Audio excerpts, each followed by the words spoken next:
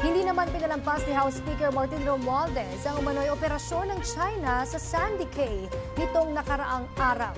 Aniya tigilan na ng China ang kanilang mga hakbang para patuloy na linlangin ang publiko sa kung ano ang tunay at hindi. Ang detalye ihahatid sa atin ni Simon Ong.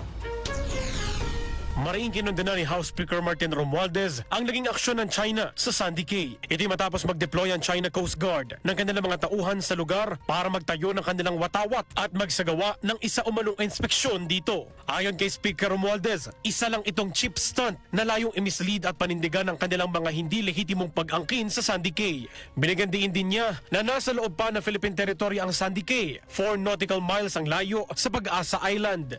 Bunsod nito, nagsagawa ang National Task Force for the West Philippine Sea o NTFWPS ng Coordinated na Interagency Maritime Operation nitong nakaraang araw sa Pag-asa K1, K2, K3 at iba pang malalapit na karagatan.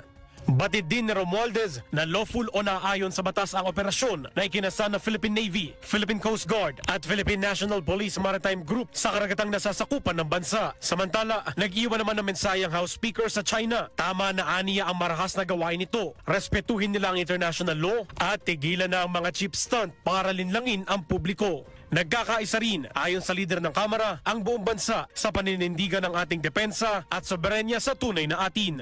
Gayun din ang nagpapatuloy na suporta ng Kamara sa sangay ng ehekutibo, armed forces at mga tagapagpatupad ng batas sa patuloy nilang pagprotekta hindi lang sa mga Pilipino kundi pati na rin sa teritoryo at kinabukasan ng bansa. Samantala, iginita man ni Zambales 1st District Representative at House Assistant Majority Leader Jay Congun na bagamat hangarin ng bansa ang kapayapaan, hindi nila dapat ito ituring na kahinaan dahil mayroong karapatan at duty ang isang bansa na protektahan ang kanilang nasasakupan.